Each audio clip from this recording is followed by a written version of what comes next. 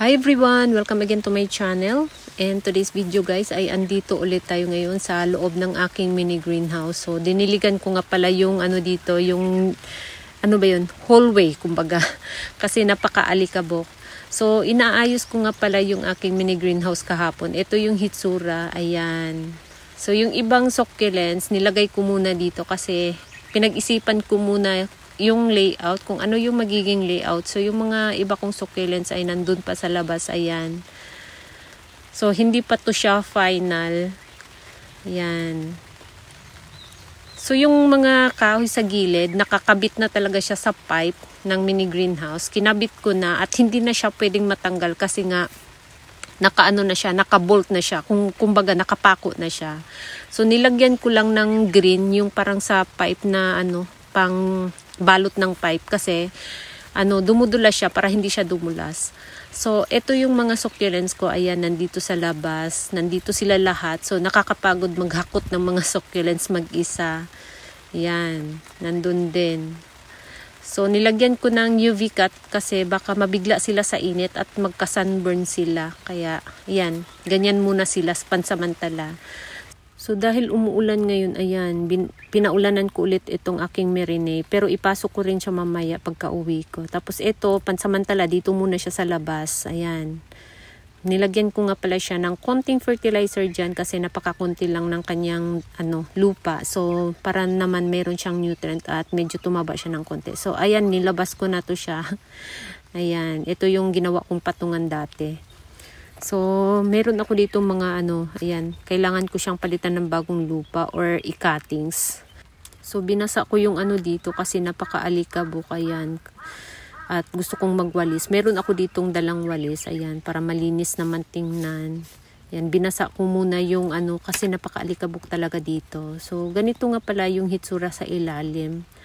Ayan, kitang-kita ko na kung anong meron sa ilalim guys. Nadala talaga ako nung nakaraan na may sa ilalim, may ahas. Buti na lang at hindi ako natuklaw. Delikado pa naman na ahas yun.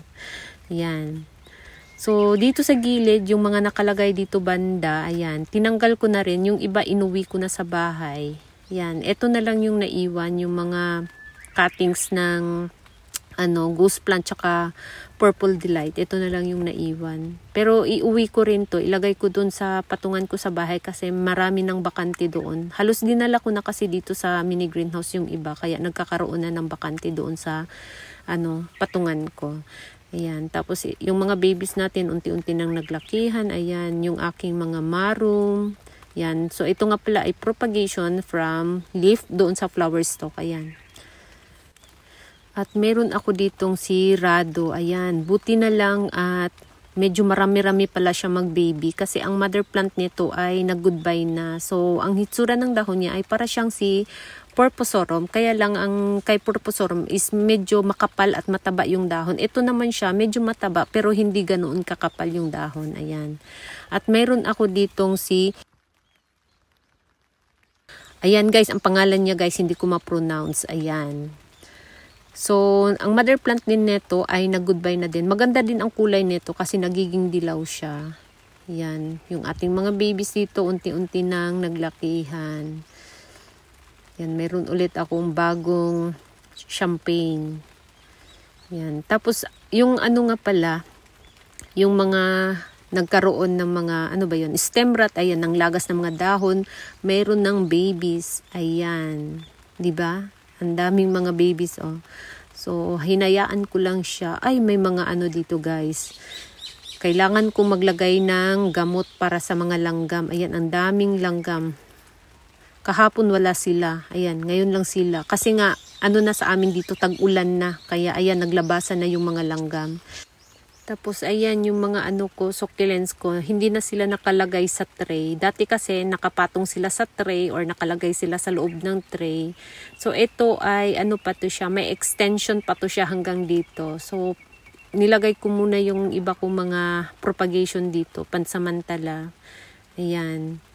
Hindi pa natapos kasi nagmamadali ako. At meron pa doon, oh, ayan, sa ilalim. Hindi ko pa na, nilagay ko lang sa ilalim muna. So, ayan guys. So, Yung mga malaki kong mga ano, hindi ko na nilagay sa tray. Ayan, isa-isa na silang nakapatong dyan. Yan. So, yung ano ko nga pala, yung madiba ko na i-propagate noon, ito. Yan, tingnan niyo guys, ang laki ng bump nitong baby na to. Yan, di ba? Ang laki ng bump niya. Pero dalawa lang yung bump. At yung mga ano, bagong dahon niya, wala siyang bump. Yan. Ito may bump. Tuloy-tuloy yung pagkaroon niya ng bump. Yan. Ito, ang laki ng bump nito. Ito rin, oh. Ito. So, medyo marami siyang bump. Tuloy-tuloy yung pagkakaroon niya ng bump. Hindi ko alam, baka yung bagong dahon niya sa gitna, kasi wala naman akong nakitang bagong bump. Yung ano lang, medyo malaki ng dahon, ayan, nagkakaroon siya ng bump. Ito, mayroon siyang isa. Ito lang yung meron, ayan. So, yung mother plant naman talaga ay wala naman talagang bump. Hindi ko lang alam bakit nagkakaroon ng bump yung mga iba kong naipropagate na ano, madiba. So, ayan. Yung mga succulents natin na malaki na. Tapos, maraming mga dry leaves. Ayan, oh. Napakakalat, guys. Maraming mga dry leaves. Kasi, tinanggalan ko ng mga dry leaves yung ibang mga succulents ko dito. Tapos, eto nga pala si Cloud. Tingnan ninyo, guys. Oh. Ang kapal na niya, oh. Diba? Nung bagong tanim ko siya dyan, hindi siya ganyan kakapal. So, ngayon ganyan na siya, guys. Yan, 'di ba? Kumakapal na siya. Tapos yung mga maliit na baby, ito, mga bagong labas na baby, medyo malaki na. Yan, kitang-kita na siya, 'di ba? Ang ganda pala talaga ni Cloud. Tapos yung aking dito, Cubic Frost, ayan. So ganito yung hitsura niya sa ibabaw. Paikot din yung mga babies. So, yung mga baby niya na bagong labas doon sa mother plant, doon sa stem, ay medyo malaki na rin. Tapos, yung diniligan ko nung nakaraan, ayan, medyo matigas na yung dahon niya. Si Rejoice nga pala to. Ayan. So, nagdilig ako dito. Ito lang yung mga diniligan ko. Kahapon, bago ako umuwi, diniligan ko. Ayan, ito lang sila. At may mga tubig pa sa dahon. Yan, kasi napaka na talaga nila, napaka soft na ng dahon. So ayan, diniligan ko muna kahapon bago ako umuwi. So medyo madilim na akong umuwi kahapon kasi nga nawili ako sa dito, sa pag-arrange tsaka pagtanggal ng mga dry leaves nila. So ayan, medyo tumigas na ng konti yung dahon nila at medyo tumataba na naman sila ulit. Ito rin sa tray na to, ayan, diniligan ko rin kahapon. So, bali, 2 tray lang yung diniligan ko. Kasi nga, parang na sila. Parang wala na silang energy. Pumapayat na yung kanilang dahon. Tapos, ito rin si Lottie, diniligan ko rin. So, ito naman dito, hindi ko na diniligan. Kasi yung mga hitsura nila, parang hindi pa naman nila kailangan ng tubig. So, ito, pinalitan ko ng bagong lupa. Yan, dito muna sila, pero ko rin sila, iuwi ko rin sila sa bahay. Yan, mga ghost plant, tapos naglagay ako ng konting bruns. Yan. So, ito si Peach Boy. So, ayan guys, yung natin dito, yung mga iba kong babies. Dito rin, yung mga din dito. Ito yung pinropagate ko na Purple Delight last year na mga dahon. Nilagay ko sa pot. Tinusok ko sa pot yung mga dahon. So, ito na yung hitsura, guys. Ayan. Tapos, ito.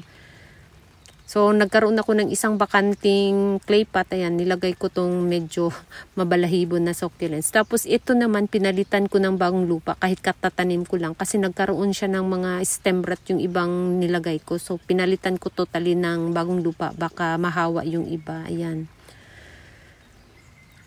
So, ayan guys, yung hitsura ng aking ngayon, mga babies dito. So, yung ibang mga tray nga pala ay inuwi ko sa bahay para magkaroon ako ng space na ilagay yung mga leaf propagation ko. Katulad nito, ayan. So, meron pa akong hindi na ito. Ito na lang yung mga napakakonti lang. Tapos, ito nga pala yung pinropagate ko nung winter na mga burros tail. Dahon ng mga burros tail, guys. So, napakakunti lang ng lumabas. So, tingnan natin. Magkuha tayo ng ng dahon. Yan. At maraming mga nabulok na dahon. Ito lang yung ano, napakaliit pa, 'di ba? Maraming nabulok na na dahon. Ito marami akong nilagay dito na mga dahon ng burustil, pero marami ring nabulok. Yan. Halos nabulok yung kalahati. Yung kalahati na lang yung natira dito rin. Yan. So, tingnan natin yung pinakailalim kung mayroon pang dito.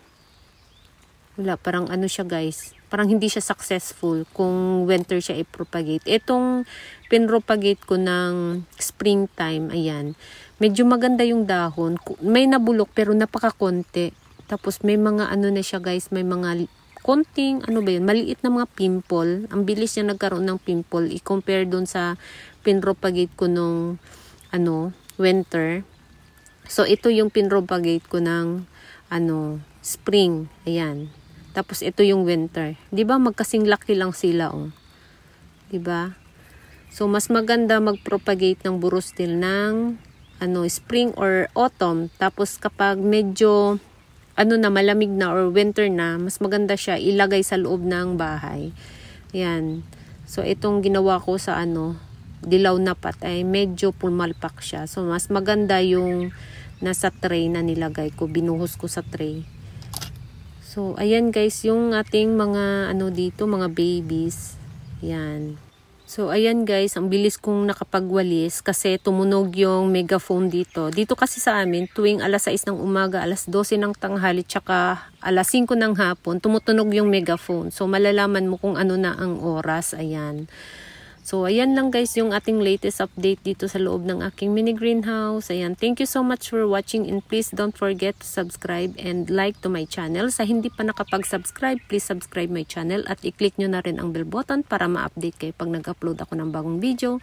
Thank you so much for watching and see you on my next video. Bye-bye!